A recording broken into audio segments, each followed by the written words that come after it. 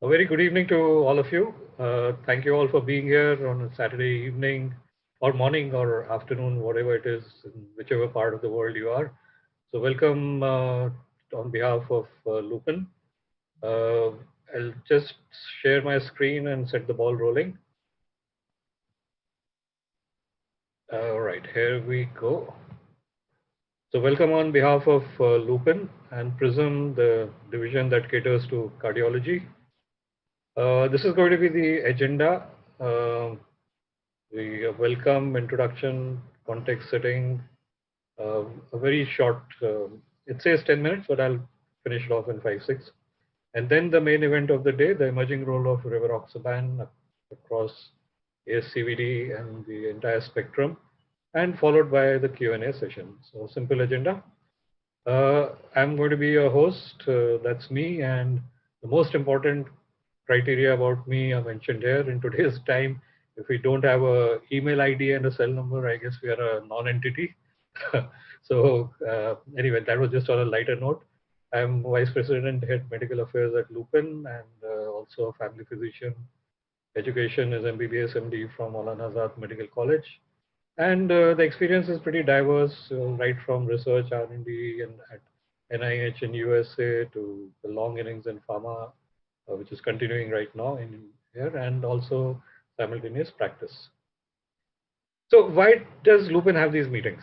I mean, all companies have these meetings, but Lupin has a particular objective in mind. I mean, it's all ultimately healthcare that we cater to is all about clinical practice. And it stems, and clinical reasoning is a very important part of it. And the most important cog in the wheel is clinical experience. Let's just take a quick review. I will be zipping through these slides in the interest of time, but don't mind that. The central point will not be missed. There are limitations of RCTs and guidelines. So at the beginning, let me just disclaim. RCTs remain the gold standard for validation of any drug, device, therapy, what have you. So I'm not taking away anything from RCTs. They are an indispensable tool. Okay. But they have limited importance. They usually, if you take all the, RCTs in a particular molecule, you'll often get confused. There is conflicting evidence, there's incomplete evidence, and rivaroxaban is a classic example, and every molecule for that matter. The applicability of group results to an individual patient is another issue, because all the the p-values and the hazard ratios and the NNTs and everything, they are group variables. They're not individual. They're not necessarily applicable to single patients. And also these days with the obsession with hard endpoints, that is always a percentage of the patients who exhibit or don't exhibit it. And when you're dealing with an individual patient across the table, you can't talk in terms of percentage. The day I start telling my person you have a 67% chance of being treated, he's just going to leave me and go to another doctor. So we can't talk in terms of percentage when we are dealing with an individual patient. Also, you take a great landmark trial, 5,000 patients followed up for 5 years, declared at this XYZ conference, and when the results are announced, 79% efficacy, everybody stands up and applaud. I mean, that's the usual scenario. Fine. I mean, it is indeed a great creditable achievement, and it needs to be applauded. And it's a fantastic efficacy, fantastic molecule. But 79% efficacy means 21% failure. Why did those 21% patients not respond? The drug has no bias, the therapy has no bias, the device has no bias. So there is something else going on besides the design of the trial. Also, the cohort selection versus an individual patient. Cohort selection is engineered, it is willful, it is dictated by certain criteria. But one patient walking into my clinic, I have no choice. I can't tell him, no, you have to conform to that particular trial population. Otherwise, I can't give you this medication. That doesn't work. So those are certain limitations. There are many more, but we'll not go into that. Guidelines are also guides. And I mean, they're really definitive. They can never be situation specific. They are based on available, collective, and selective publications, because they are limited by quality of evidence and levels of evidence. Anything that does not meet the criteria, that trial is wiped out. It is not taken into consideration. But that trial also, in spite of all its flaws, may have some important clinical messages for a practitioner. So also remember, I mean, like take for instance the topic of today. The guidelines will tell us how to use DOACs. They will not tell me, should I use Rivaroxaban, should I use apixaban, should I use dabigatran, should I use edoxaban, etc. So there are a lot of questions which are not answered by guidelines also. But clinical practice, though it is beyond RCTs and guidelines, it has to be guideline driven. There's no question about that. But it has to be customized and it has to be situational within the framework of the rationality provided by the guidelines. So what helps us to customize and make treatment more situationally optimal and appropriate? This herein lies the answer. Professor Schneiderman, I'm sure a lot of you must have heard of him, from Mayo Clinic, a cardiologist from there. In 2013, he published a beautiful review on clinical reasoning.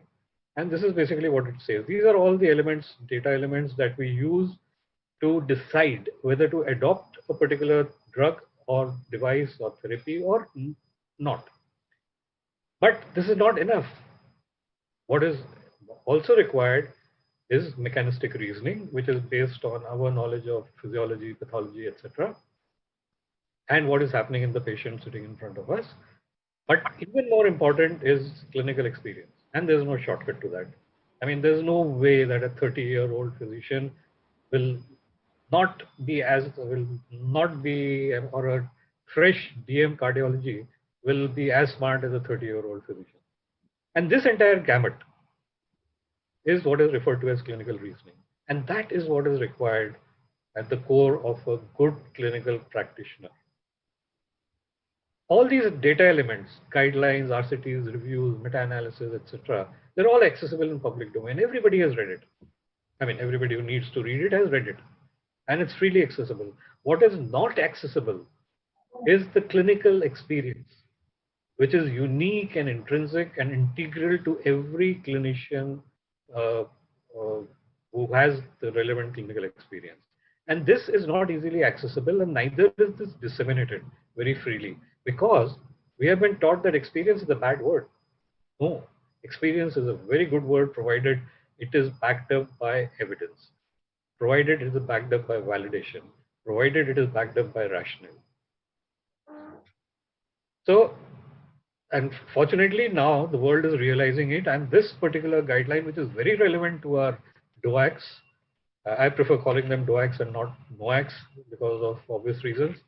Uh, this is a practical guide, as the word says, and this deals with a lot of practical situations which are not necessarily from RCTs, but they're very practical, real situations. Like suppose a patient calls me up and says, I missed last night's dose, what do I do?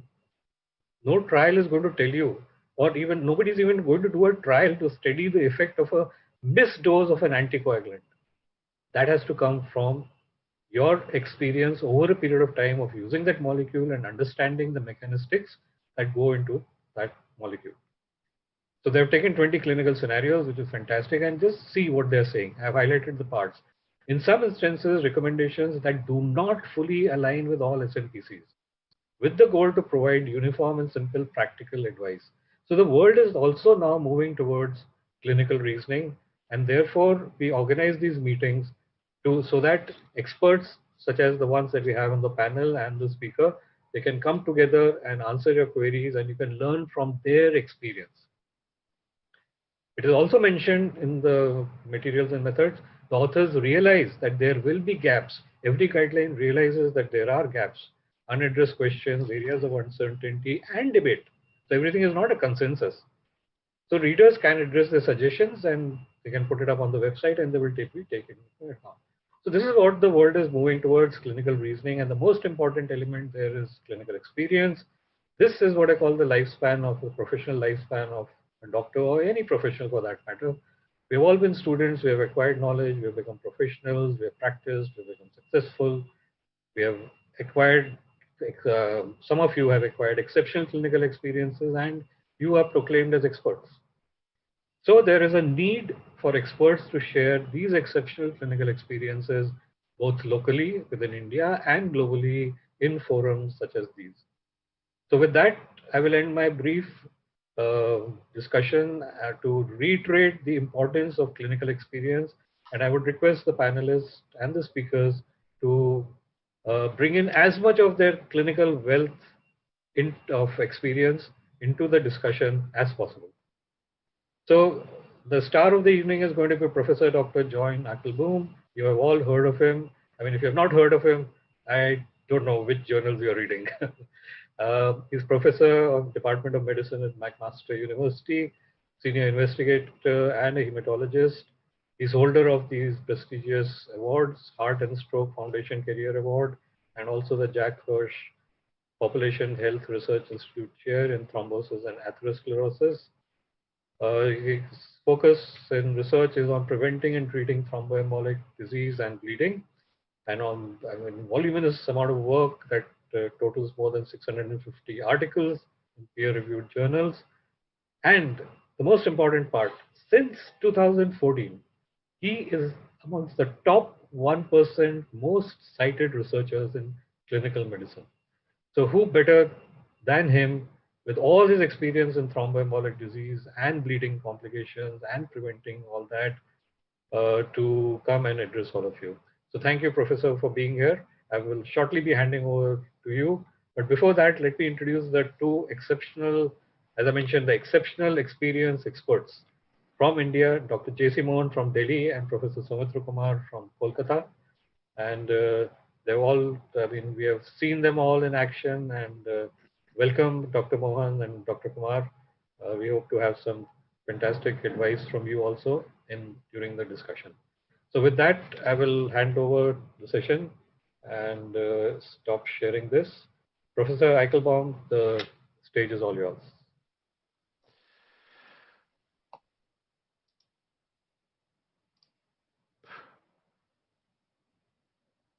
Well, thank you, Dr. Bhargava, Dr. Mohan, Dr. Kumar. It's my pleasure to be with you this evening from a chilly, frigid North America. Yet we are connected very well via this internet link. That was a wonderful introduction, and it speaks exactly to where we're going during this session. I sit here at the Population Health Research Institute building. To my right, I look outside of the window, is the hospital. And when I leave from here, where I spend 3/4 of my life, I go over there and see the people and evaluate the diagnoses and the treatments. And in particular, the choice, the dose, the duration of antithrombotic therapy for a broad range of indications. So my overarching goal in the next 45 minutes or so is to distill from this large body of clinical evidence on thrombosis, to distill the key themes that I can then take across the road to treat my patients. I have worked with a lot of companies, and they're listed over here.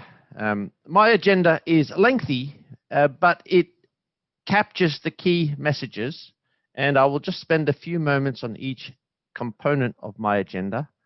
The first half of my talk is all about thrombosis and DOACs. I will then turn to the second part of my talk, where I'll shift gears slightly and bring thrombosis into the COVID era, because we cannot be here in December 2020 speaking to a global audience and not consider that COVID-19 has impacted what we do. And so I will reflect on that for a moment, and then I'll come back to where we started at the end. So let me start first by setting the scene. And I know that I'm speaking to professionals from across the great country of India, from east to west. And you know that this topic is relevant because cardiovascular disease is not only a global disease, accounting for 1 in every 3 deaths. In India, it affects an estimated 50 million people, a staggering statistic. Not only is it prevalent, not only does it account for every 4th death in India, it's a growing problem, because people in India are living longer with risk factors. And thus, over the next decade, the problem is only going to get bigger. So why is this important? Well, we need effective strategies to tackle the burden of atherothrombosis. In considering the role of antithrombotic therapy, I do not want to downplay or set aside the key importance of lifestyle factors, not smoking, good nutrition, regular exercise, optimal weight, and optimal brain health. I do not want to set aside the importance of risk factor modification. I want to demonstrate that antithrombotic therapy is one of the three pillars. It's complementary, but it adds an enormous amount to what we can do for patients with atherosclerosis.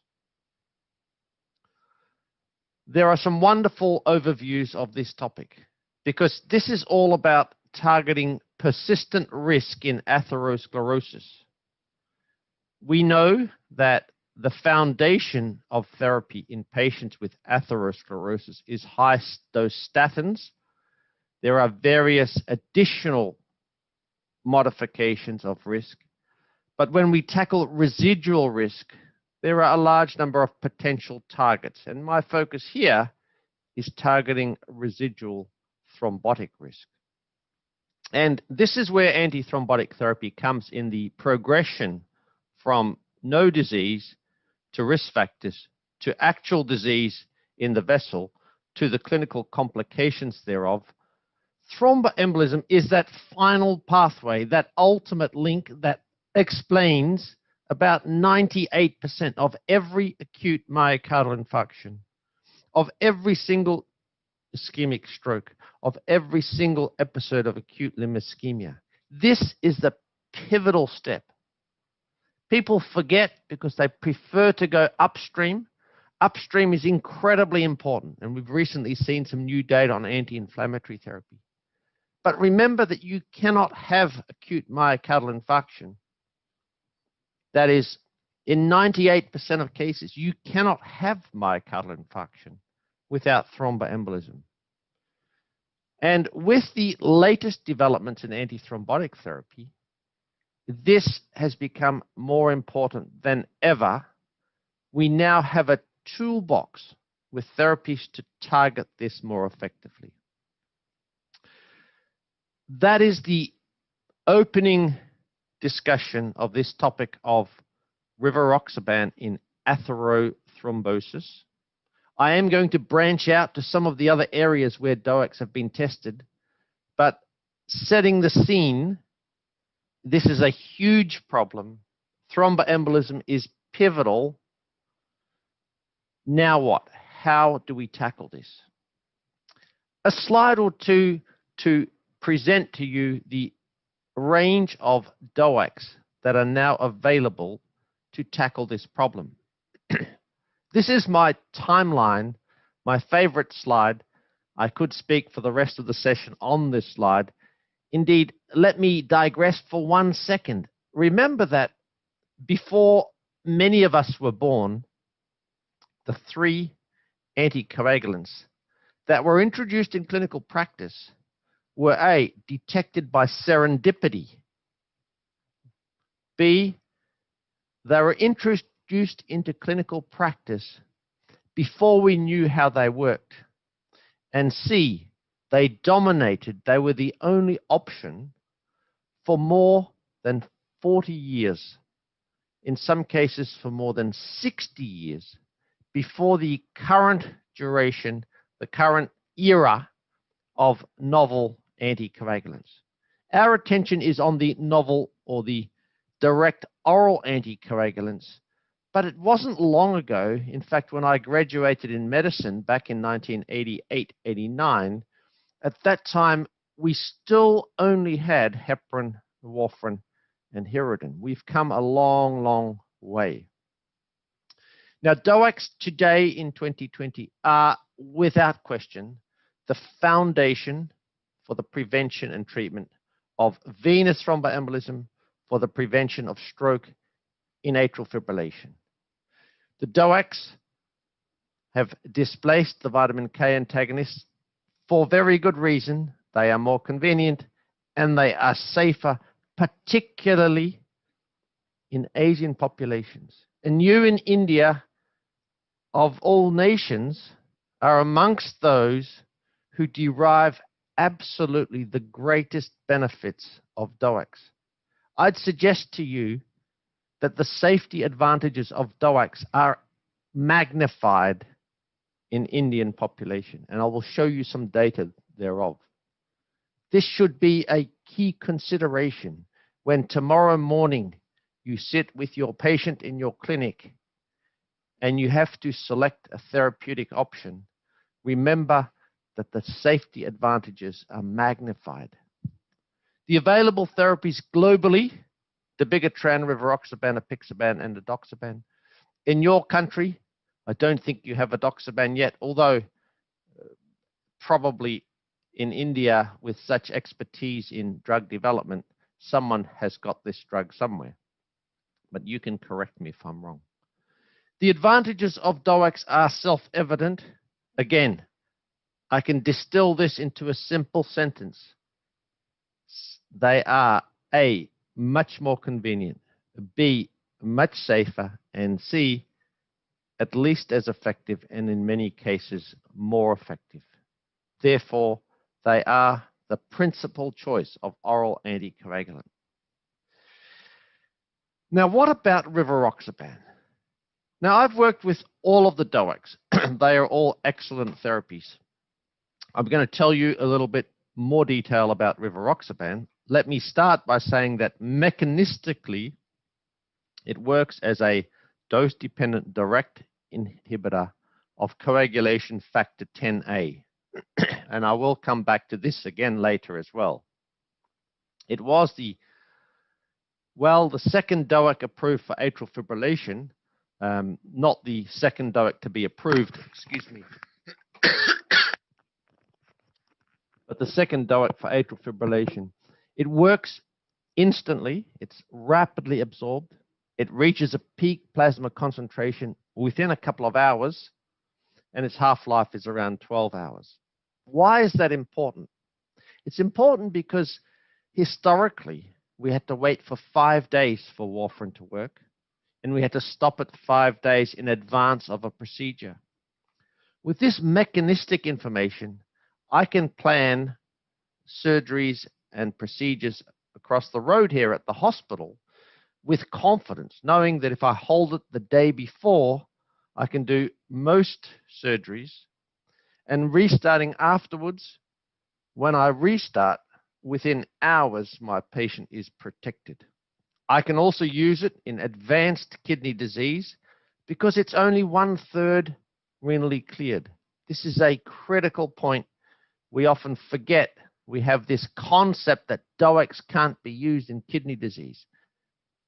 Again, I'll talk more about that, but nothing further from the truth. We do routinely use DOACs in kidney disease.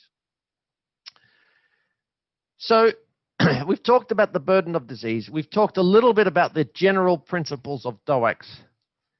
I'm going to mention now specifically what DOACs have done for us in clinical practice, and then I will turn to the COMPASS trial.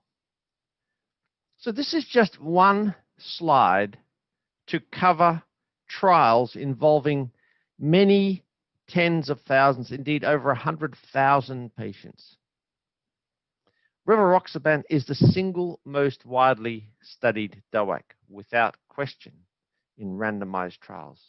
It is the single most widely approved DOAC. It is the DOAC with the most clinical proven indications. It is the DOAC that many physicians worldwide reach for as their trusted #1 choice for anticoagulation. That is not to say that the other DOACs are not good. They are excellent.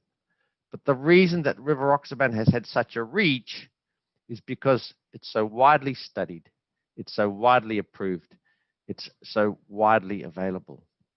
Indeed, it's approved for stroke prevention and atrial fibrillation, for the treatment of DVT, for the treatment of PE. And remember, here, you can start patients directly on a DOAC. It can be used for long-term secondary prevention of DVT or PE. It can be used for the prevention of DVT in surgical patients, for the prevention of VTE in medical patients. It's now even being used in COVID patients. Another story, not officially approved, but they are acutely medical patients, so it makes a lot of sense. And finally, it's approved to reduce the risk of major cardiovascular events in patients with a recent acute coronary syndrome in some countries, and in almost every country for chronic prevention in patients with coronary artery disease or peripheral artery disease. Let me turn my attention to the COMPASS trial. Now, you heard from Dr. Bhargava at the outset that clinical trials generate many, many numbers, many, many p-values, a lot of information that none of us will remember. I'm not going to tell you about p-values for the sake of significance, but I am going to highlight some data that will emphasize the efficacy and safety of low-dose rivaroxaban in chronic coronary or peripheral artery disease. Now, this is certainly not a p-value slide, but this slide is something that imprints into our mind at a later date when we think, why would we use a DOAC to prevent atherothrombotic events? Most experienced clinicians will not remember the clotting pathway. Why not? Because it's not relevant to clinical practice. Frankly, none of you care, I would guess, whether an anticoagulant targets 10A or 2A or 9A or 11A or anything A, as long as it works. The concepts here I'd like you to remember, but not the detail. And I want to show you that targeting this particular target, factor 10A, makes perfect sense. Because the way that we get to this clot, which is formed on top of this plaque, which is the mechanism of myocardial infarction, stroke, and acute limb ischemia in many cases, the way we get to this clot is we have to activate platelets and we have to generate fibrin. Plus, we need atherogenesis. So atherogenesis to create this atherosclerotic plaque, the platelet and fibrin to make the clot. Factor 10A plays a role in each of these three processes. So if you remember nothing else, rivaroxaban is a perfectly logical mechanistic choice to use in chronic coronary or peripheral artery disease. It stops us making this thrombin. Thrombin activates platelets. Thrombin cleaves fibrinogen to form fibrin. And factor 10 directly targets cells via PAR receptors and thereby can be atherogenic. If we can block this spot here, we have enormous potential, not only to prevent thrombus formation, but to prevent atherogenesis. Well, what's the evidence that rivaroxaban works? And you've all seen these curves. They're Kaplan-Meier curves. There's relative risk reductions, and there's p-values here. There is a bottom line, and the bottom line is that in atrial fibrillation, rivaroxaban has become established as one of the leading therapies for stroke prevention because it's effective, it's safe, and it has once daily convenience. That's the entire ROCKET atrial fibrillation trial shown on one key slide. Now, what about in atherothrombosis? So here we're going from atrial fibrillation to coronary or peripheral artery disease. This field, this story has been less extensively told. But I want to remind you that we have trials involving more than 50,000 patients, 50,000 patients, in which the low dose of rivaroxaban was shown to be effective when added on top of antiplatelet therapy.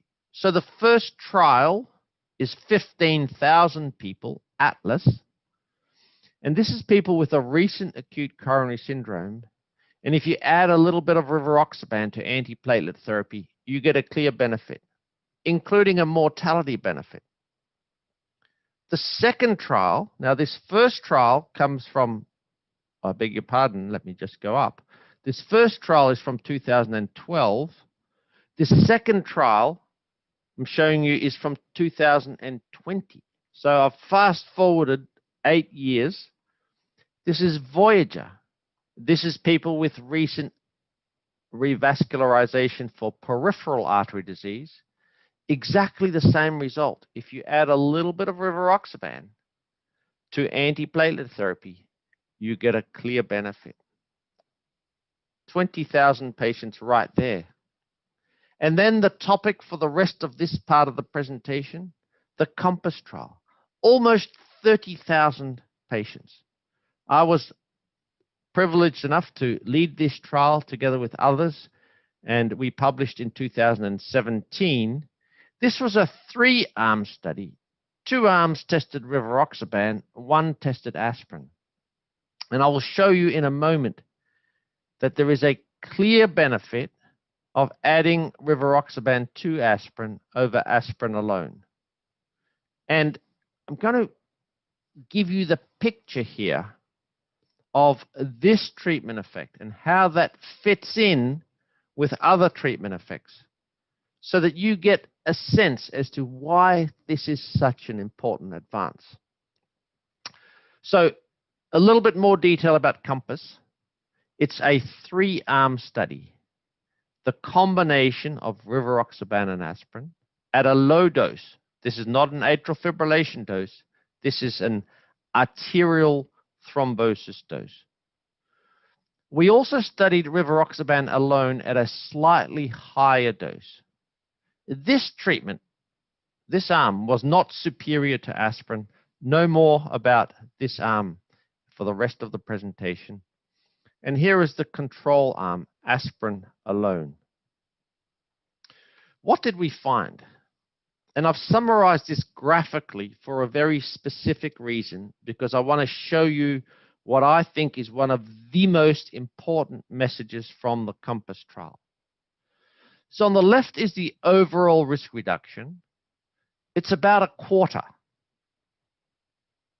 Remember that for later, a 1/4 risk reduction.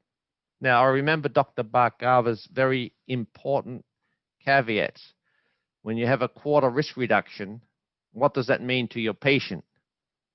It's quite hard to conceptualize that, but we're going to come back to that in a moment.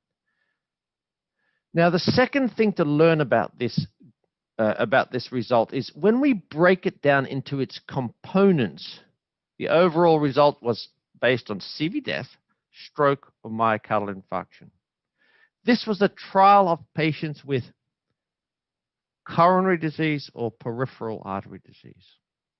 If you said to your patient with coronary or peripheral disease, which vascular event, and you have to put it in their language, which complication of disease would worry you the most? Which would you want to be protected against the most? And if you listed it out for the patient, I would guarantee that 9 out of 10 patients will list the following 3 at the top of their list. The first would be stroke. No one realizing what we mean by stroke. Paralysis down one arm, leg, you know. No one would want to have a stroke. That may be followed a close second by amputation. No one wants to have an amputated limb. And as long as you don't have a stroke or an amputation, you probably want to be alive. Well, incredibly, in the COMPASS trial, rivaroxaban added to aspirin not only prevented stroke by the largest amount ever outside of atrial fibrillation for any therapeutic intervention, not only did it prevent stroke, not only did it also prevent amputation, but it saved lives. Here is the stroke story. These are coronary patients. For every 3 MIs, there were 2 strokes, and the number of strokes prevented, there was a 42% risk reduction, and almost halving of the risk of stroke. So here we are on the wards this afternoon for me, tomorrow for you, and you see a patient with coronary disease, and you ask them, what do you fear? And they say stroke, and you say, I have a treatment. The most effective treatment for stroke protection, outside of atrial fibrillation, that is, it's low-dose rivaroxaban. It reduces ischemic stroke by 49%. It reduces total stroke by 42%. In other words, it halves your risk of ischemic stroke. It's not a guarantee, but it's the best thing I can do to protect you against stroke. Here is the reduction in stroke, a halving of the risk of stroke, ischemic stroke, 49%. There's no therapy, neither aspirin, nor ticagrelor, nor statins, nor ACE inhibitors, nor beta blockers, nor anti-inflammatory therapy, nor SGLT2 inhibitors, nor PCSK9 inhibitors. There is no other therapy that reduces ischemic stroke by 49% except low-dose aspirin. Acute coronary events, I'll skip that. They're reduced by this therapy. In patients with peripheral artery disease, the risk of amputation, it wasn't a high number of patients, but amputations were reduced by a half. Can you imagine? You can go to your PAD patient and offer a treatment that not only saves lives, but prevents strokes and reduces amputation. I've never come across a treatment like this. And last but not least, it saves lives. Now, here are numbers and p-values and confidence intervals and death rates and all this. I'm going to put this in perspective, but I first show you the raw data, and then I'll give you a perspective. There is a mortality benefit of 18%. Is that large? Is that small? Is that indifferent? I'll show you in a moment. But remember that on average, in the trials of statins, on average, if you use a statin, you reduce mortality by about 10%. Here, in a 4-year trial, average 2 years of follow-up, we reduce mortality by almost 1/5, 20%. The greatest challenge, the greatest barrier to the appropriate use of antithrombotic therapy is bleeding. Because every person who prescribes antithrombotic therapy has in the back of her or his mind the concern, I don't want to cause bleeding. Because if my patient dies from stroke, if my patient experiences myocardial infarction, then God has decreed that this should happen. But if my patient has a bleed, that's because I gave a pill. It's a natural way of thinking. It's actually an irrational way of thinking, but I am part of that too, because I don't want to be responsible for a bleed. I know that my patient never will see the stroke that I've prevented by giving a therapy, but my patient will always see the bleed that I've caused by the medicine. And that is, I think, for today, the one challenge as you leave this symposium. How will I address this issue? Will I deprive my patient of the benefit of an effective therapy because of my fear of bleeding, or will I do what I'm actually paid the dollars to do and treat them knowing that the events that I prevent, they will never see? What happened with bleeding in the COMPASS trial? Well, here are the bleeding rates over 3 years. And you will notice in the blue is rivaroxaban plus aspirin, and in the red is aspirin. And there are several key messages. Yes, bleeding was clearly increased. There is no doubt. But remember that this is over 36 months, and that aspirin bleeds are about less than 1.5% per year over 3 months. And that if you use rivaroxaban in combination, this 1 and a bit percent goes up to closer to 1.5%. It's a tiny absolute risk over time. Almost all of these bleeds were absolutely treatable. The second thing is that these curves diverge very early, and then they remain parallel. And that suggests that the bleeding risk is front-loaded.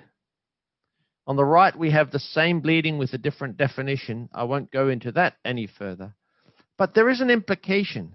What that means is that there is an absolute increase in bleeds, and then the difference remains steady, whereas there is an absolute reduction in ischemic events that continues to accrue over time. As a consequence, the net benefit is evident in the first year. In blue are the bad things prevented. In red are the bad things caused. In the second year, there is additional benefit, but no further harm.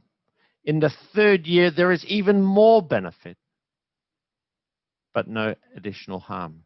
Thus, the net benefit is greater and greater and greater over time. Now, some perspective, and I recognize these are indirect comparisons across trials. They are not high-quality comparisons, but the key message is that the magnitude of the benefit of rivaroxaban plus aspirin, a 24% risk reduction in MACE, an 18% risk reduction in mortality, a 42% risk reduction in stroke, compares very favorably with our best estimates of treatment for lipid lowering, for blood pressure lowering, for ACE inhibition, as published in The Lancet in 2015, 2016, 2016.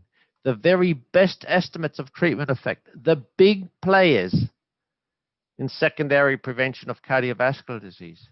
And rivaroxaban plus aspirin is given on top of these other therapies and produces additional benefits that are at least of the same magnitude as statins, blood pressure lowering, and ACE inhibition. This is an incredible result. Here are the data on antithrombotic therapy. This is the first antithrombotic therapy since aspirin to significantly save lives. Clopidogrel is a wonderful therapy, but head-to-head compared with aspirin, overall, there is a very modest treatment effect and no mortality reduction. If you add clopidogrel to aspirin, you do get benefits. Overall, though, not significant. If you take a symptomatic subgroup, clearly significant. No mortality benefits. If you add ticagrelor to aspirin in the Pegasus trial, overall, a clear benefit. Rivaroxaban at 24% risk reduction. Overall, a trend to better mortality, not significant. Here we have the rivaroxaban result. This treatment doubles the risk of bleeding, more than doubles. The excess bleeding here is double that of rivaroxaban plus aspirin. The increase is twice as much with ticagrelor than with rivaroxaban. I've given you the COMPASS trial material in detail. Now, I'm going to ask you to come with me across the road and see how am I going to apply this in practice. Well, the quick answer is the sicker the patient, the greater their risk of cardiovascular events, the greater number of risk factors that they have, the more pills that they're already taking. Yes, you heard that correctly. The more pills they're already taking. Each of these ways of identifying a high-risk patient identifies the patient who gets the greatest benefit of treatment. Overall, in the population, there are a certain number of events prevented per 1,000 patients. If we have a patient with coronary disease and diabetes, the benefit is bigger than the average. If we have a patient with coronary disease and renal impairment for a DOAC, the benefit is bigger than the average. If we have a patient with mild or moderate heart failure and coronary disease, it's a larger benefit. And the greatest benefit of adding rivaroxaban to aspirin is in patients with chronic coronary or peripheral artery disease who has disease in more than one vascular bed, for example, in the brain and the heart, in the heart and the lower limbs and the brain. The more extensive the disease, the bigger the benefit. So my first choice this morning, my time, when I go to the hospital, if I see a patient with coronary and peripheral artery disease, I think the pillars of prevention, lifestyle, statins, ACE inhibitor, rivaroxaban plus aspirin. Because I know that patient has the most to lose. They want less strokes, they want less amputations, they want less mortality and less MI. This is a great treatment for them. Now, rivaroxaban has been the most extensively tested DOAC in atherothrombosis, in atrial fibrillation, in venous thrombosis, prevention and treatment in randomized trials.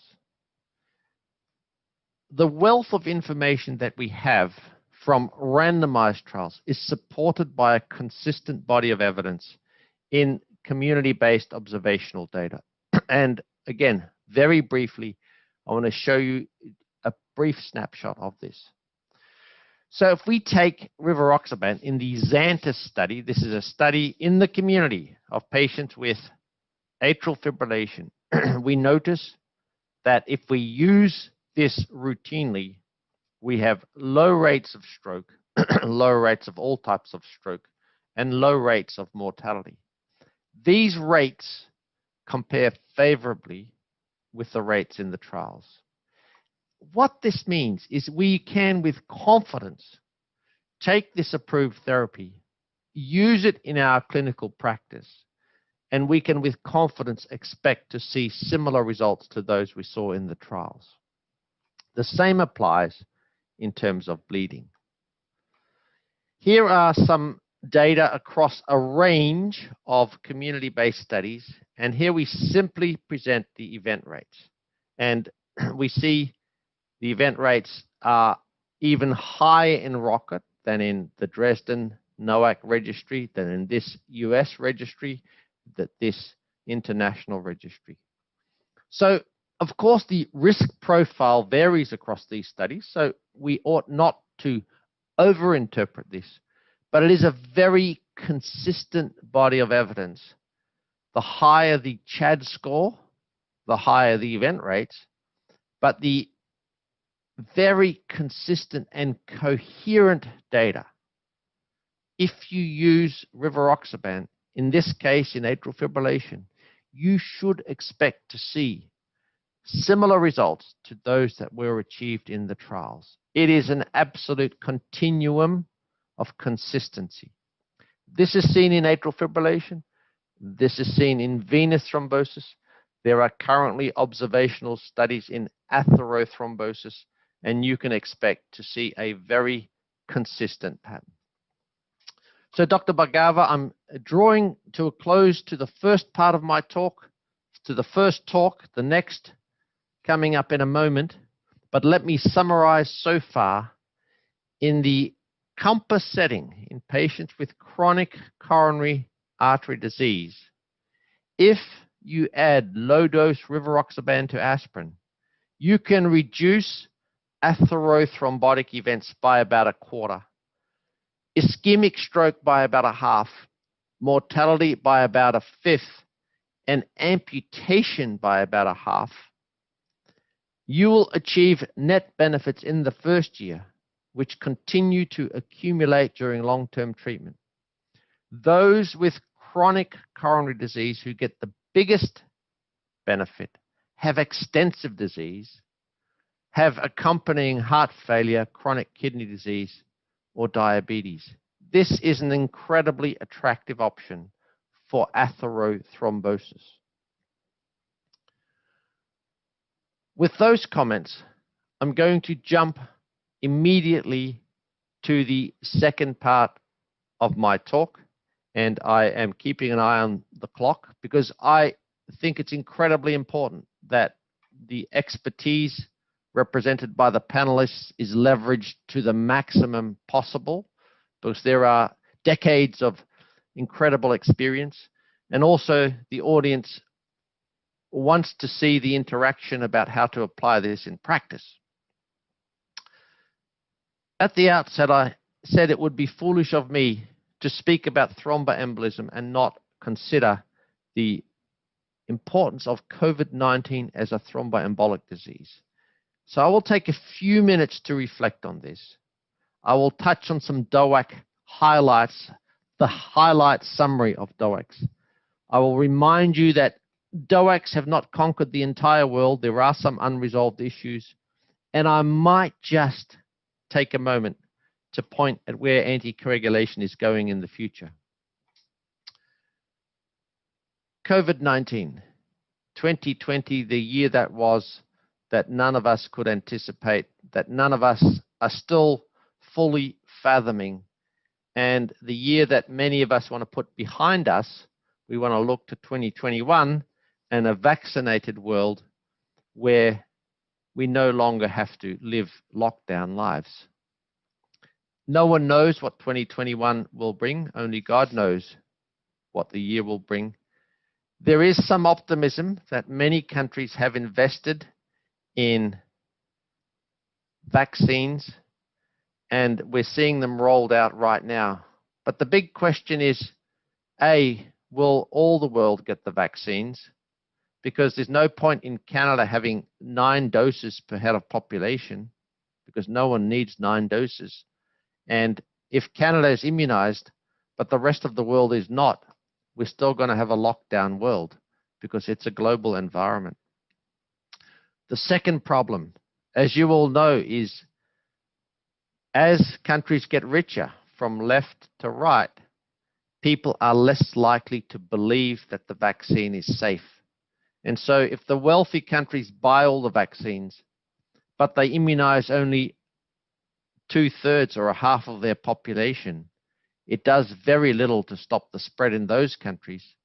Whereas in the poor countries, they believe in it, and perhaps a higher proportion of people will get it, but they may not get their hands on it for a long time. So we've got a long way to go, and I don't want to be nihilistic, but I do want to emphasize that we still need other therapies to treat this disease.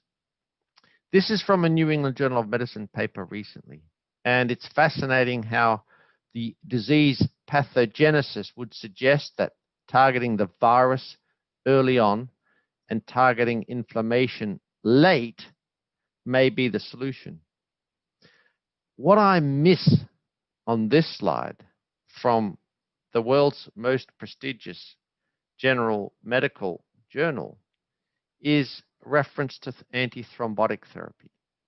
I don't know what role antithrombotic therapy will have, but at very least, we need to recognize that in 90% of people who die from this disease, there is evidence of thromboembolism.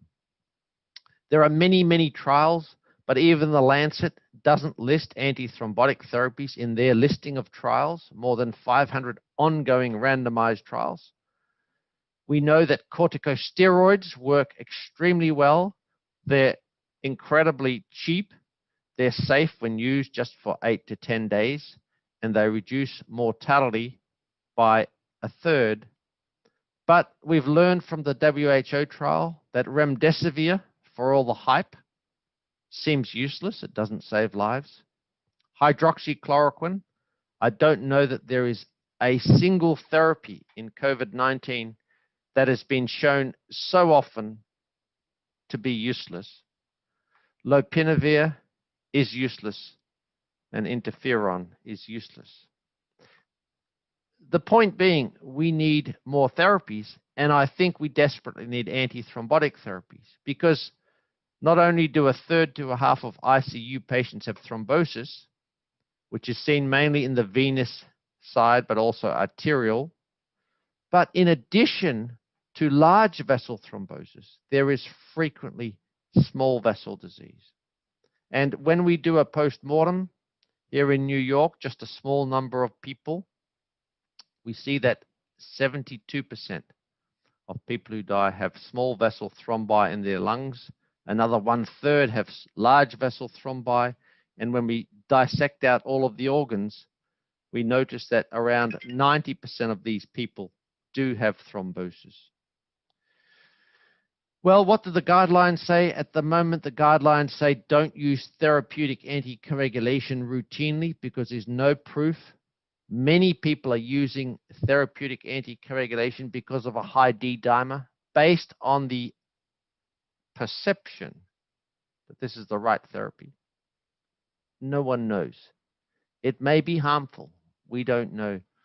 And I'd like to encourage all of you to try and put your patients into randomized trials if you can, because that's the only way we're actually going to prove whether or not this works. So COVID-19, it's a thromboembolic disease, and I'm looking forward to the results of trials, more than 40 trials that are actually ongoing of antithrombotic therapy. How do I summarize the DOAC story in this COVID-19 era? Well, we've achieved an incredible amount. If you routinely use Rivaroxaban, you will reduce venous thrombosis by 90%, cardiac thromboembolism by 80%, and atherothrombosis by about 40%. Rivaroxaban, again, is the single most extensively evaluated DOAC.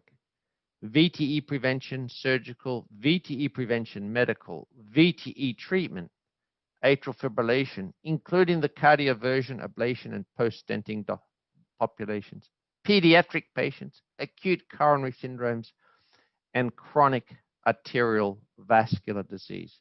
What an incredible spectrum of evaluation, of availability, of approval. Now, I want to come back to this issue of bleeding. The wealth of information is there. We know who gets the biggest bang for the buck. We know which therapies we can reach for with confidence. But we still have big treatment gaps. Some of the treatment gaps are lack of access to drugs because of cost. Appreciate that. In India, there are more wealthy people than the entire nation of Canada and Australia, my two home countries put together. One of the most compelling reasons to use a DOAC in India is that we know from the randomized trials that those with the highest rates of bleeding on a vitamin K antagonist are Asians. That includes, in this particular analysis, India. Compared with non-Asian populations, the rates of bleeding are substantially higher for major bleeding, for intracranial bleeding, less so for GI bleeding, but for any bleeding. Yet, if we treat in Asia with the DOAC versus warfarin, and we do this with any of the DOACs, in Asian countries, there is consistently a much larger reduction in bleeding than in non-Asian countries. And here we have it for intracranial bleeding. Much larger reductions. Here we have rivaroxaban. Much larger reductions in bleeding in Asian countries than non-Asian countries. This would imply that the net benefits are likely to be even greater in the Indian population than in the Canadian population, although we're grateful we have a very large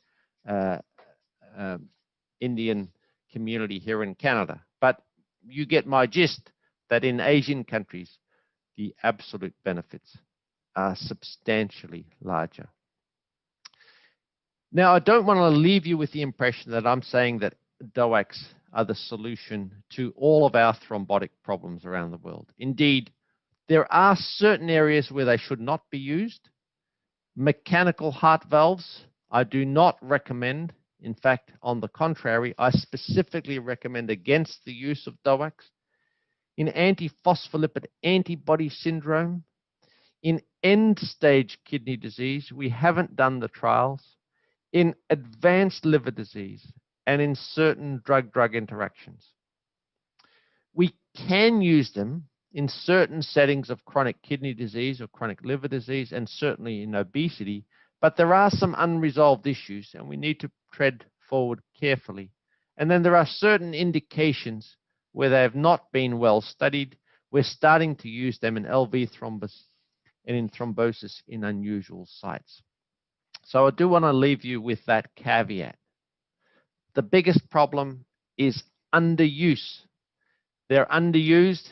Again, there's misconception about the benefits. There's overestimate of patient bleeding risk, and there is fear of bleeding.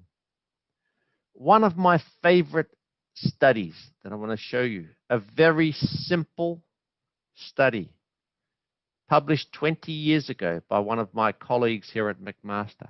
120 persons, 60 physicians, 60 patients were asked a simple question. I have a treatment. My treatment will prevent one stroke. You can be protected with one less stroke. It may be the only stroke you ever have. But to avoid one stroke, how many bleeds would you be prepared to endure? Is it 1? Is it 2? Is it 5, 10, 20, more than 20? Physicians were mixed. They were spread across the entire spectrum. But patients, 1/2 of our patients said that they would take more than 20 bleeds to prevent one stroke. Completely out of proportion to the number of physicians who felt that way. It reminds us, as physicians, when we choose anticoagulants, we're not treating ourselves, we're treating our patients. And we've got to listen to our patients. Many clinicians avoid anticoagulants when they perceive that the bleeding risk is too high. And I'm going to challenge you and say that way of thinking is fundamentally flawed. If we have increasing CHAD score in atrial fibrillation, as the score goes up, the bleeding risk goes up. As the score goes up, the stroke risk goes up. But the stroke risk vastly outstrips the increase in the bleeding risk. So that the higher the risk patient is, the greater the potential absolute benefits for stroke protection are. I admit, a high bleeding risk patient, we need to look after carefully. We need to look after all patients carefully. But we should not deprive them of anticoagulation unless there is some unacceptable, some absolute contraindication because of previous intracranial bleeding or recurrent bleeds or active bleeding that would preclude them from getting an anticoagulant. I'm aware of the time, and I'm going to come to my summary, and if during the discussion we want to talk about the future of anticoagulation, I'm happy to come back to that. But I owe it to you, the audience, to hear from Dr. Bhargava, Mohan, and Kumar shortly. So let me summarize where I think we started from in this talk and where we are now ready to implement in practice. In India, you have great problems with thrombosis, as we do here. You have access now to an incredible array of new anticoagulants. Rivaroxaban is the most widely studied, the most widely approved, and the most widely available DOAC. And it can serve as a one-stop shop for the spectrum of thromboembolism, from venous thrombosis prevention, treatment, atrial fibrillation, acute coronary syndromes, atherothrombosis, and even pediatric populations. DOACs do cause bleeding, but the safety benefits are amplified in the Asian population. The challenge for you as a clinician, as a prescriber, as a healthcare provider is to treat a higher proportion of eligible patients.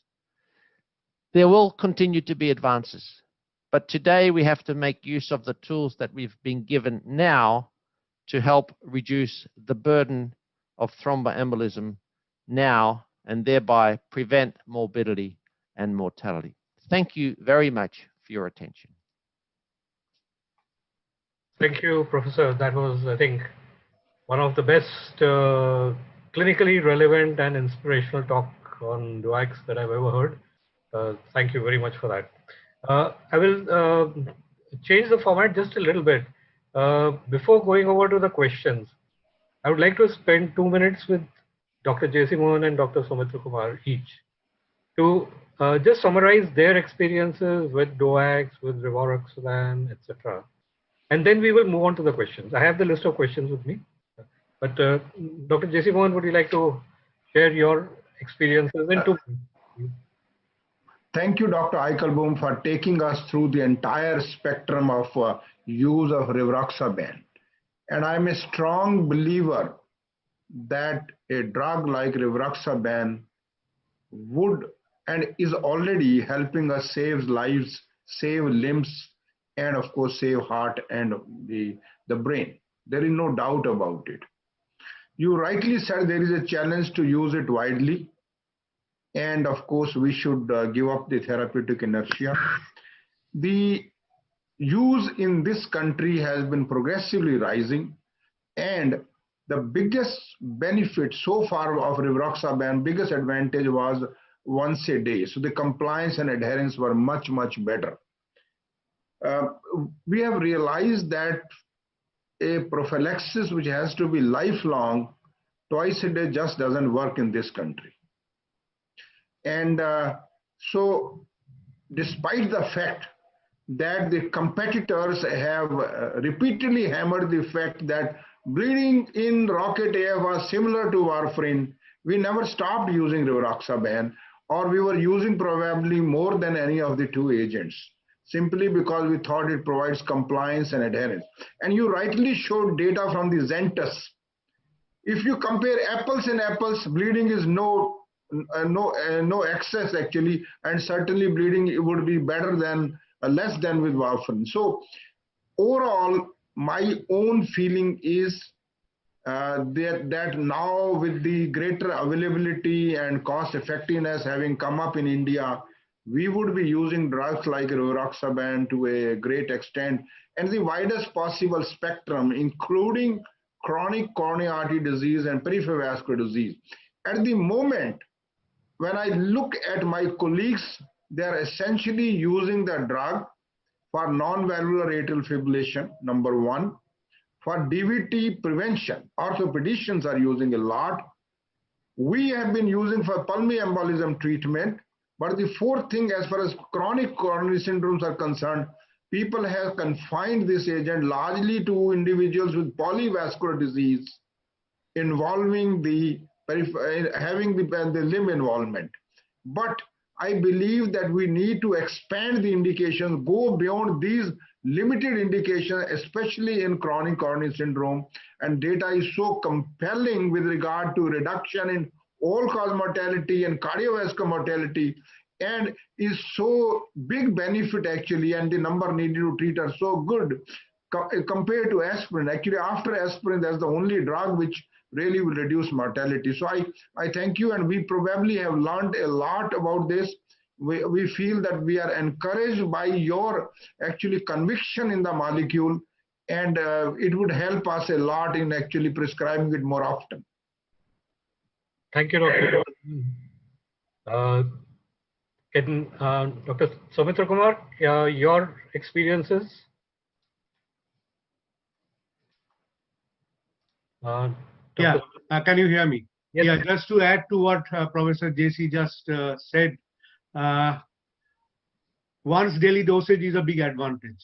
And I will now very recollect in very few words that I had prescribed this medicine to one gentleman who came down to India from Canada, incidentally, to spend the last years of his life, and he was suffering from atrial fibrillation in the background of a dual chamber pacing. So I do not know why I chose. Probably I thought of a forgetful elderly person who would remember to take his other DOACs twice a day. So I opted for Rivaroxaban, and that was about 10 years back when Rivaroxaban, maybe 8 years back, when these DOACs had just arrived. He lived up to 96 years of age and died of a unrelated cause. So that was one of my first trysts with Rivaroxaban, and that gave me a lot of confidence. I came to rely more upon its compliance factor and was less apprehensive about its bleeding potential. And practically speaking, if you come to compare the bleeding incidences with the other two DOACs, I do think that it is no higher than the other two DOACs as the real world studies have shown. I really do not know about the GI bleeding because probably dabigatran and Rivaroxaban may be having a slightly higher GI bleeds than apixaban, but that is not a very strikingly higher rate. Apart from the atrial fibrillation issue, yes, orthopedicians including are using a lot for hip and knee replacement prophylaxis for DVT. I have personally used it in treatment of DVT and a few odd cases of acute pulmonary embolism, the moderate ones at least. Regarding the use in chronic coronary syndrome and peripheral arterial disease, I must say that I have not really begun on this because I think the problem has to be sorted out in this country. We now have too many choices, too many guidelines, too many risk scores to be calculated regarding the thrombotic risk, bleeding risk. So life is not very easy for us practitioners to make a right choice in a given patient. So we really need to streamline the guidelines and our choices so that people find more confidence in choosing the right antithrombotic combination in a given patient. But given the evidence, of course, I would like to use it more often in high risk. I mean, the recent non-STEMI guidelines of ESC 2020 has at least laid down who is a high risk chronic coronary syndrome and who is a moderate risk for chronic coronary syndrome. So given those guidelines, I think the use of Rivaroxaban in the chronic coronary syndrome and chronic polyvascular disease for that matter is going to increase. Thank you very much, Dr. Soumitra Kumar. I'd like to, there are two questions on COVID from the audience. So I will take that up first because of the contemporary nature. And then one question from me to Dr. Eikelboom, and then we'll go back to nothing.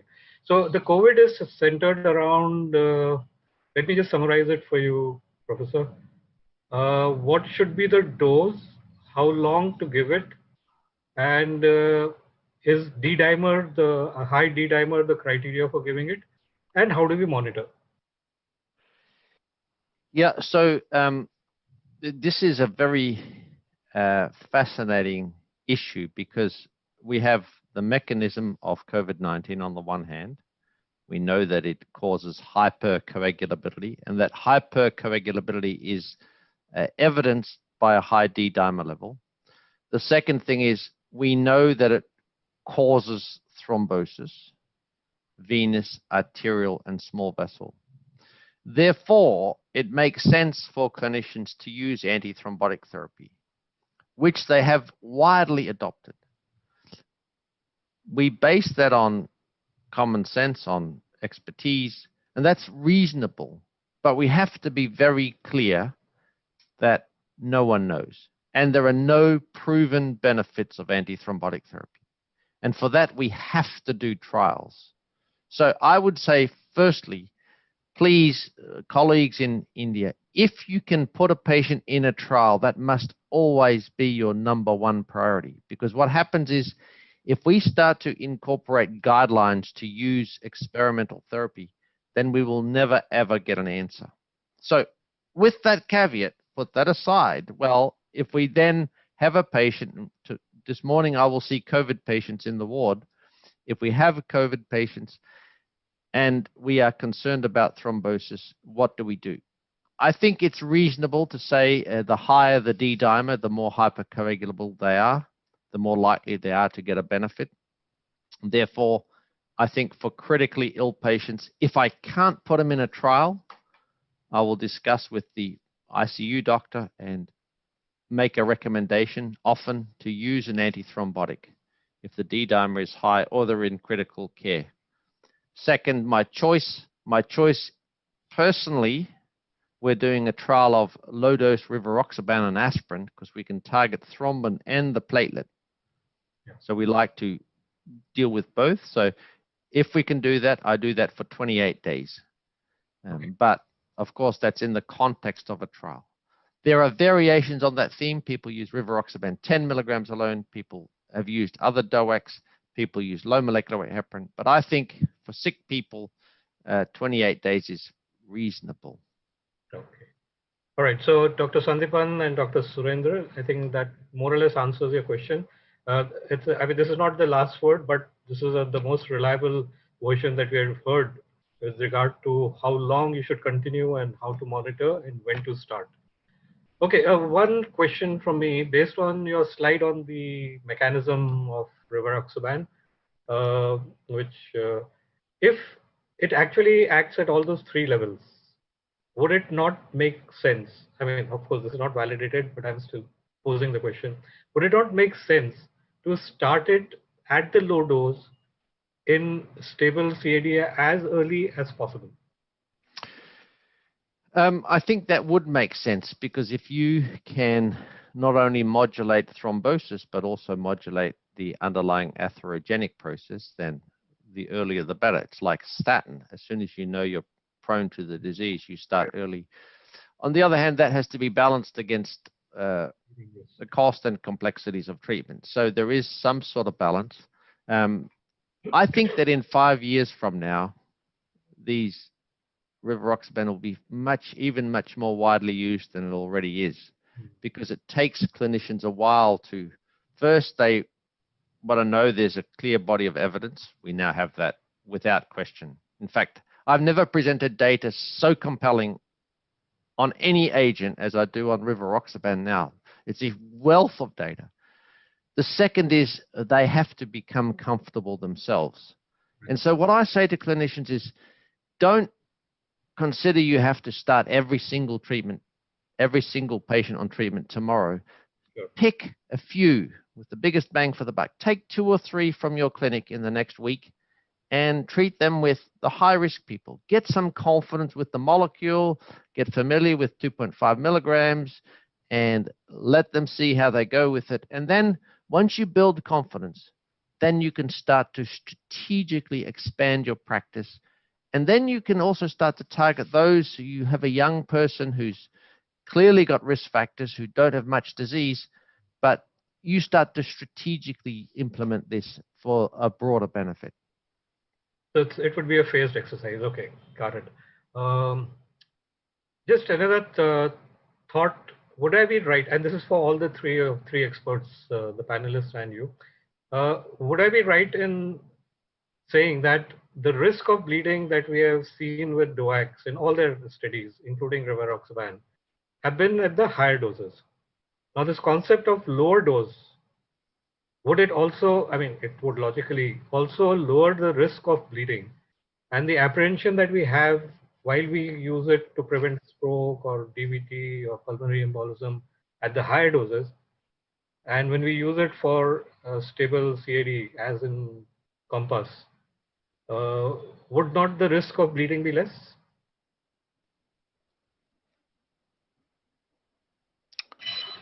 I'm going to let my panelists, Okay. let the panelists speak first. I've spoken a lot. Sure. So the point is that the thrombin inhibitors, direct or indirect, actually, especially in this context, rivaroxaban has been shown to cause more bleeding than aspirin. One thing is certain: if you compare head-on the two agents, there is about 50% excess bleeding with rivaroxaban compared to aspirin. And you combine the two, that addition thing gets added on. So we know that bleeding would be more even with the 2.5 milligram twice a day. We saw the same thing actually in COMPASS also. The issue, and there of course 5 milligram BD also, and 2.5 BD, 5 milligram BD was the isolated dose which was used compared to aspirin. So the bleeding is an issue, but the point again, as Dr. Eikelboom said, how much we are ready to accept is an issue. Physicians are risk averse. We don't want any bleeding, but a patient who doesn't want to lose a limb or the brain and is willing to take some risk of bleeding.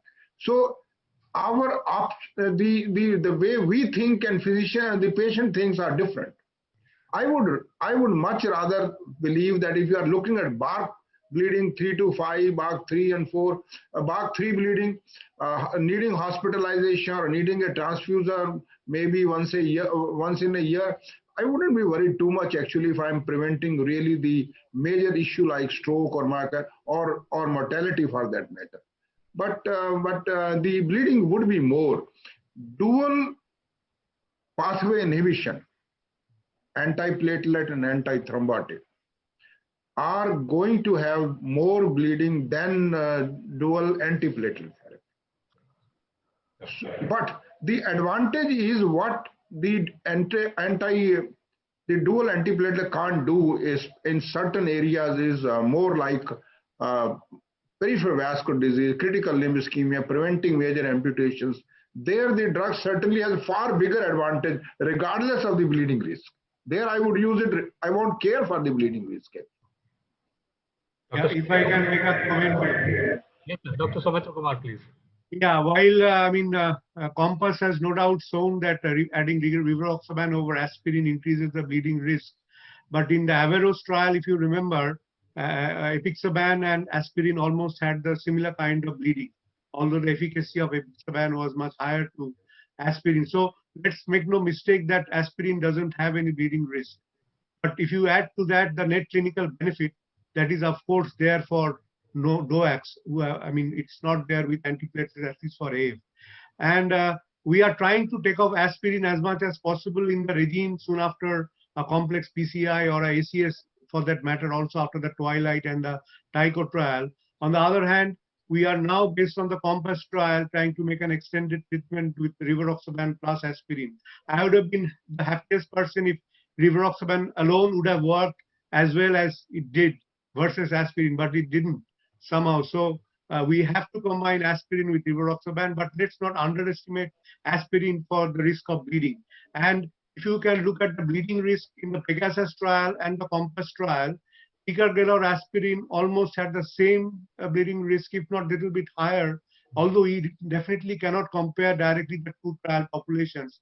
I mean, it's not scientific, but just for the sake of comparison, if you look at the bleeding incidence, it was almost the same. So don't make a mistake that antiplatelets don't cause bleeding and a dual pathway inhibition causes more bleeding.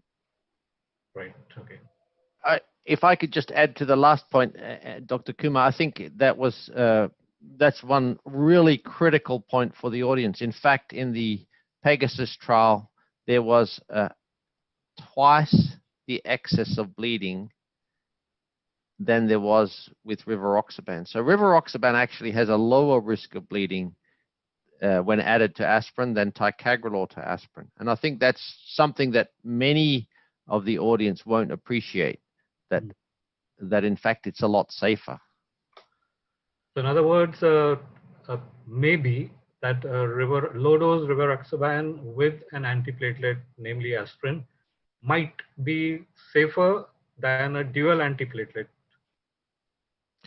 Oh, I don't think we should say it might be. If we look at the data, Yes. there's a 2.3-fold increase in bleeding with adding ticagrelor to aspirin, whereas if you add rivaroxaban to aspirin, it's 1.7. So it's almost half.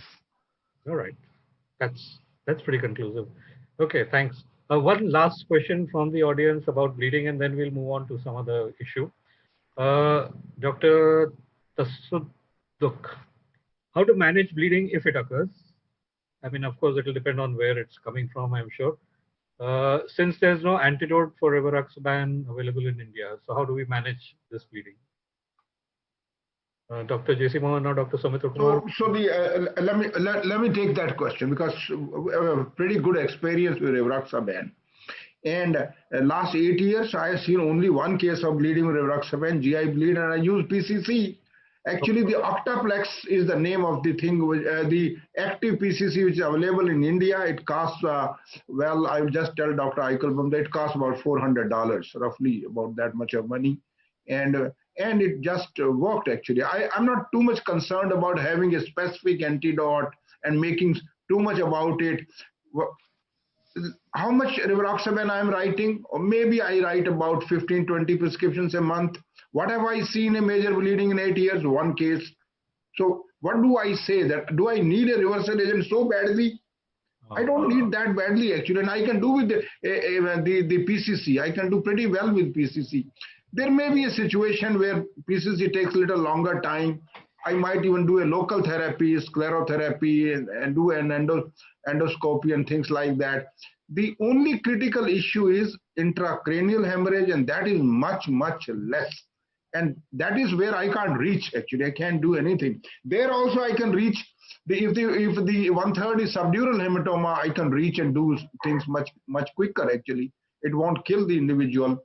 If the bleed is actually small, which is likely compared to warfarin, I'm actually comfortable with that kind of intracranial hemorrhage.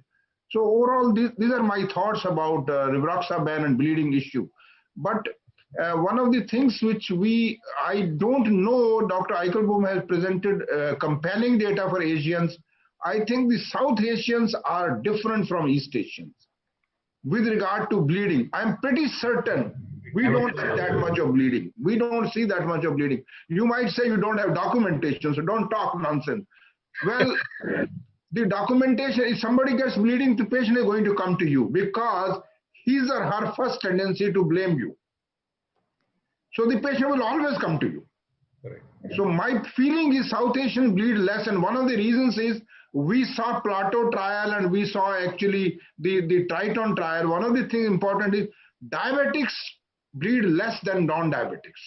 Actually, they have more prothrombotic state, more pro-platelet state, and they bleed less with actually adapt or this thing. And we Indians have 10% diabetes, another 25% pre-diabetes. And my gut feeling is we are actually higher risk of developing thrombi and probably would not bleed as much. That's my theory actually, that's my way of thinking.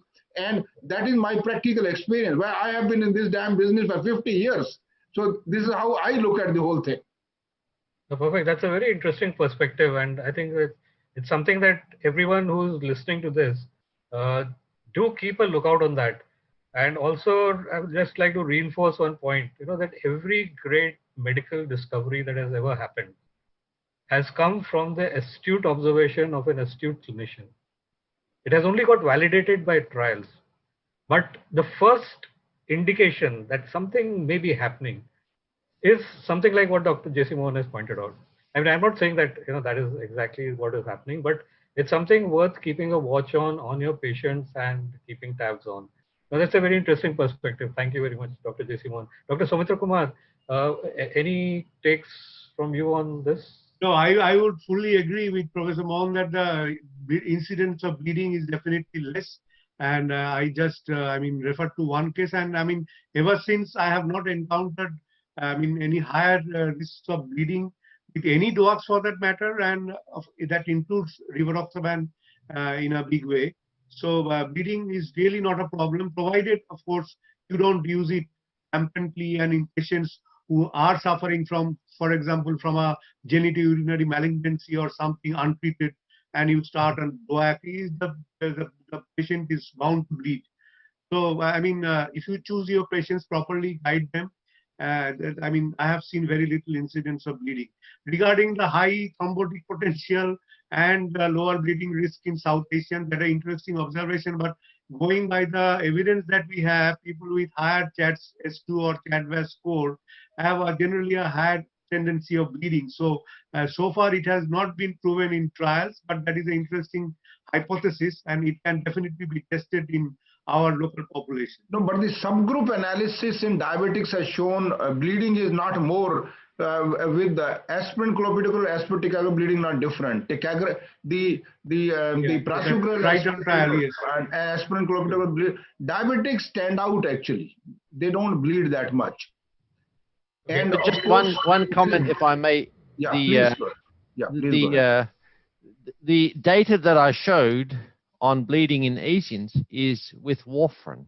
So I agree entirely with what you say. That's not seen with antiplatelet drugs. But I was specifically making the point that in the randomized trials, when you look at bleeding rates in Asian populations, and I know that including India, in Asia, it's a very broad population. But generally, if you look at the bleeding on warfarin, in Indian populations, in the trials, they have a higher rate of bleeding than non-Asians. It's something unique to vitamin K antagonists.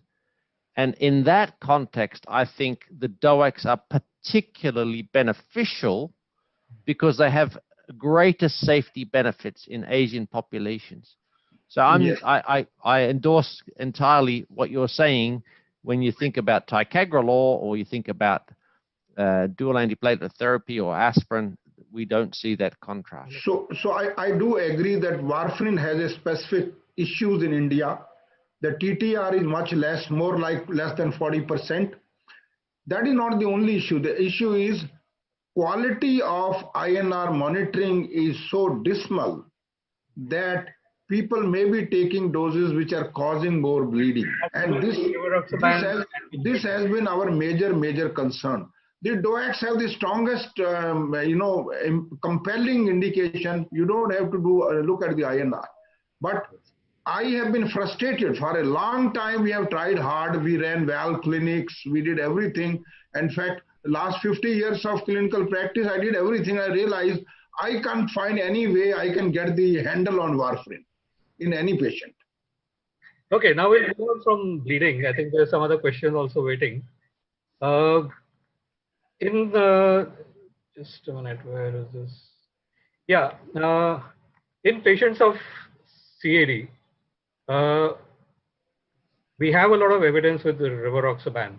So does that make it the natural choice, or are there certain patient subsets where you would want to use rivaroxaban, or I mean, is it free for all? Professor, would you like to start off? Well, I think it's very clear in chronic coronary or peripheral artery disease, the options are aspirin, clopidogrel alone, aspirin alone, clopidogrel. I'm sorry, allow me to interrupt you. My question was, like, are there any particular type of patients or any indicators in those patients which suggest to you that these patients are better suited to receive rivaroxaban in addition to aspirin? The high-risk patient is the best suited. The high-risk polyvascular disease, diabetes, chronic kidney disease, mild to moderate heart failure. They're the high-risk people who are best suited to rivaroxaban. Okay. Can I make some additions to the list? Yes, sir, because please. I just referred to the 2020 non-STEMI guidelines. There are some technical points in the coronary artery disease. If the patients have already 3 or more stents implanted, the stent length, left main lesions or bifurcation lesions, history of stent thrombosis, then patients with recurrent MI, and patients who have MI at a younger age, or have a new lesion developing very fast within 2 years of a previous plastic. So these are some categories which have been added to the list that Professor Eikelboom just mentioned. So I think the high risk and moderate risk is many of these, but without symptomatic CAD. I mean, that kind of segregation has been made. So, okay. Any thoughts on which DOAC to use in CAD, in DVT prevention, stroke prevention? I mean, Rivaroxaban obviously seems to have a lot of documentation and benefits, but do you always use Rivaroxaban? I think I could start by saying that in chronic coronary or peripheral artery disease, you have no choice but to use Rivaroxaban because none of the others are shown to be effective. In fact, in arterial thrombosis, apixaban's trial was stopped because of excess bleeding. The Bigatran trial did not progress, and Zymeworks trial didn't progress, and the edoxaban hasn't been tested. So we're really left. Rivaroxaban is the only option. But I'll let my colleagues speak about atrial fibrillation and venous disease. Okay. No, I would try to confine myself to the chronic coronary syndrome. The other things are the interesting part is nearly close to about 3 years back, 2 years, 10 months back. I was traveling with Stuart Connolly in the same plane. We were on adjacent seats. I said, and now what do you think would be the indication? He says, I am expecting a class 1 indication for 2.5 milligram Rivaroxaban BD in chronic coronary syndrome. I think we were mighty disappointed. The reason is with that kind of solid data with regard to reduction in all-cause mortality and cardiovascular mortality after aspirin, if the aspirin is a class 1 indication, Rivaroxaban 2.5 BD should have been a class 1 indication. But so are the people who write guidelines and their thinking in their wisdom that the 2A, which is the 2020 guidelines, actually includes Rivaroxaban as well as ticagrelor and also clopidogrel. In fact, I mean it excludes prasugrel. But having said that, my personal feeling is if you can show that once a day Rivaroxaban added to aspirin rather than twice would work as good, or you can bring an extended release 5 milligram Rivaroxaban and show it pharmacokinetics as 2.5 BD, it will pick up like anything in this part of the world.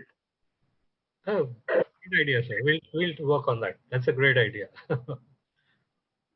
Dr. Soumitra Kumar, any thoughts? yeah, I mean, chronic coronary syndrome is an expanding horizon. I mean, hopefully, and we will have more of usage of Rivaroxaban, given the evidence that it has. For atrial fibrillation and stroke prevention, it's a open field. I mean, of course, the compliance factor is in favor of Rivaroxaban, and now with more of affordability in India, I think Rivaroxaban is going to have a bigger share of the whole market, given its compliance factor. And as you rightly said in the beginning, that no one has ever studied what happens to a missed dose of DOAC. How does it contribute to the stroke risk, and how many days in a year a person misses DOAC? I mean, only he or she can say. I mean, there is no record that is available to us as physicians. Regarding DVT and pulmonary embolism, I would say that Rivaroxaban has an edge over the other DOACs. I mean, given its volume of evidence, and I'm particularly in favor of using Rivaroxaban. One specific category of patients with high propensity for DVT, I'll put a question to both Professor Eikelboom and Professor Mohan, is the cancer subset of patients who are given thromboprophylaxis in the long run. How do you think Rivaroxaban, does it have a place, or we still refer to low molecular weight heparins and things like that? Okay, it's a very high risk subset. I would actually take help of Caravaggio study, which was presented in ACC in the beginning of this year, and that showed that apixaban works. If apixaban works, I think Rivaroxaban will also work in cancer DVT prophylaxis. This is the long shot I am taking it at. Well, there is a based upon Caravaggio data. Professor, your take on that? Well, of course, there are trials for the prevention of VTE in high-risk cancer patients, and there are trials for the treatment of VTE in cancer patients. So in prevention, there is a large trial with Rivaroxaban and with apixaban. It can be used as primary prevention.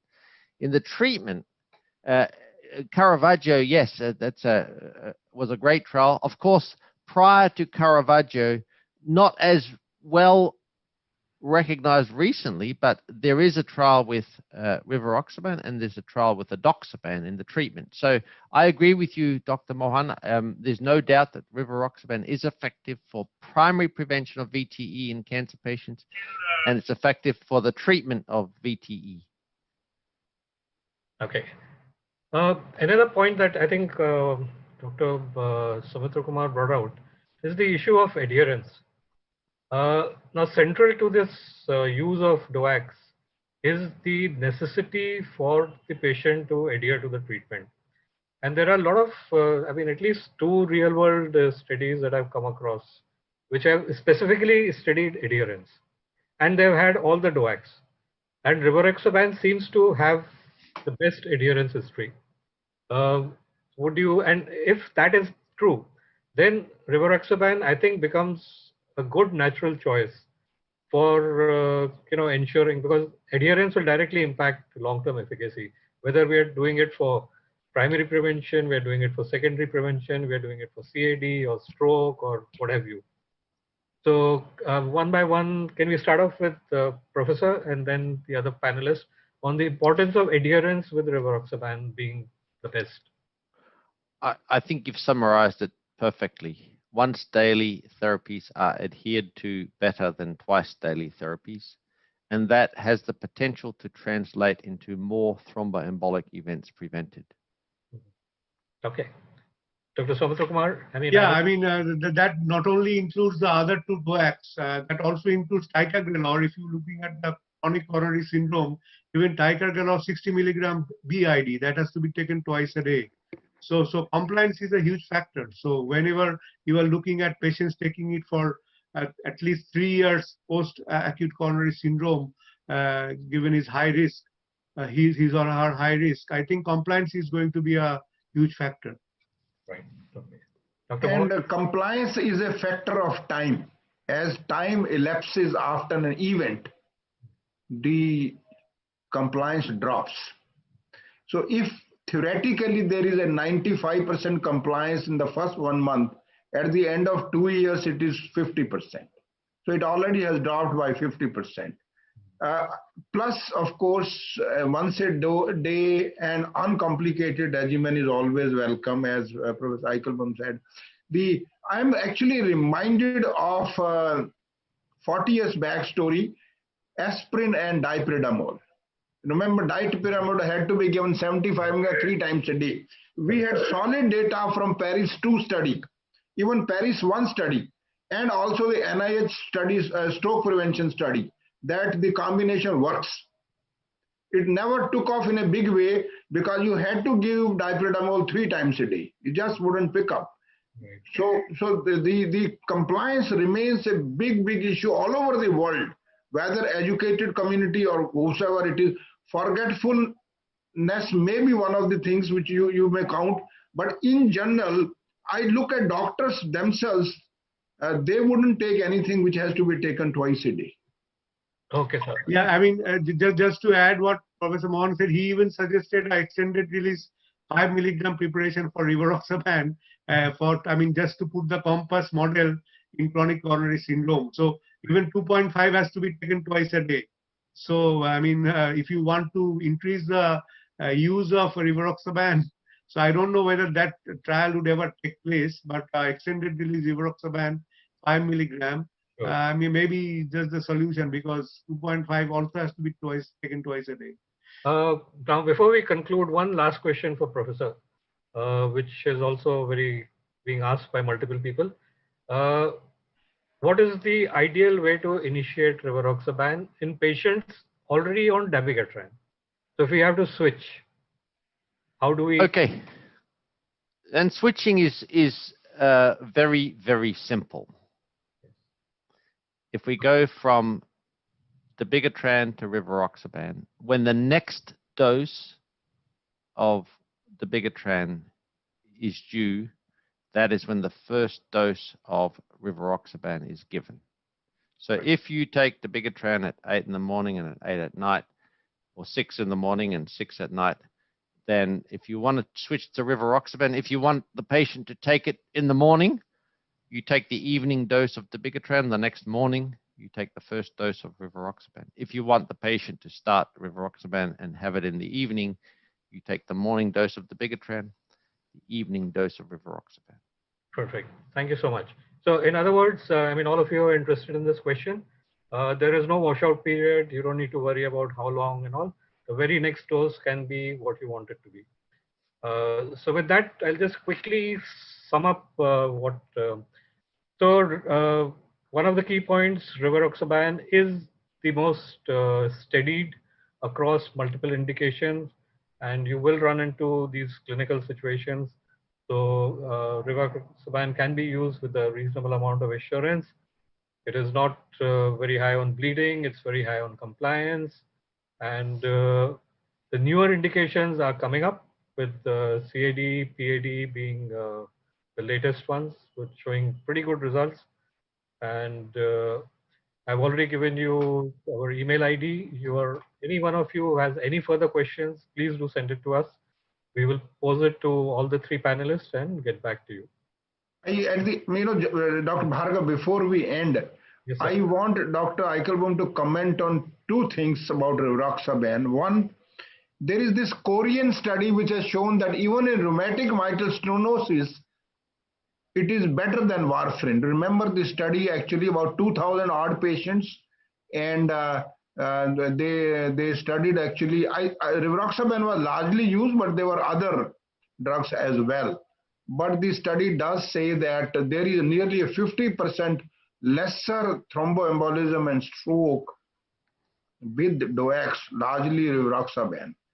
So I want your comment. And second, of course, is your comment on reverse, the bioprosthetic valves, and of course rivaroxaban. Two wonderful questions. In terms of the rheumatic heart disease population, we're currently doing a trial called Invictus, which is a global trial, a randomized trial that is testing. Yes, I'm aware, actually. Dr. Ganesh Karthikeyan, one of our boys, actually is probably he's involved with that. Yes, I think he's taking the lead together with Stuart Connolly and Salim Yusuf, of course, but a team of international researchers that will provide definitive evidence concerning the role of, it's expected to provide definitive evidence concerning the role of rivaroxaban in severe rheumatic disease. So that's going to be a really important study. The Korean data, we really need randomization to establish proof of principle, and then we go beyond that. So I think we have to wait for additional trials. In the meantime, if there's no other option, I understand if clinicians use DOACs in rheumatic heart disease, but please randomize if you can. Bioprosthetic valves, the data are less well established for DOACs than for warfarin.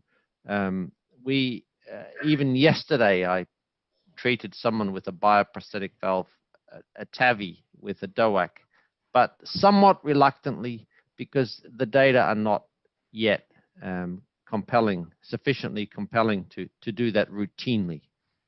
The reverse study, what would you say about the reverse study? The one that just got released in November? The valve study, you mean? With the bioprosthetic man. Yes, that looks very attractive. So I can see that we are moving in that direction. One of the concerns I have is that not all the data are consistent, and this is what you also pointed out at the beginning. So that did give confidence to people. We only use anticoagulants for bioprosthetic valves in the first 3 months, and in the first after surgery, and our surgeons still prefer to use warfarin. Right. So I guess it's the beginning of something. Maybe time will tell. Yes. All right. So I would like to thank all of you very much, and especially Professor for taking the time out and before walking across the road to the hospital. uh, and it was a remarkable talk and very insightful, very clinically oriented, very helpful. Thank you very much, Dr. Soumitra Kumar. Thank you very much for your time, for your insights, and Dr. JC Mohan. As always, you were fantastic, and I mean, you never cease to amaze us with the depth of your knowledge. And thank you very much for being here. Thank you. Thank you. Bye-bye. Bye bye. See you next time.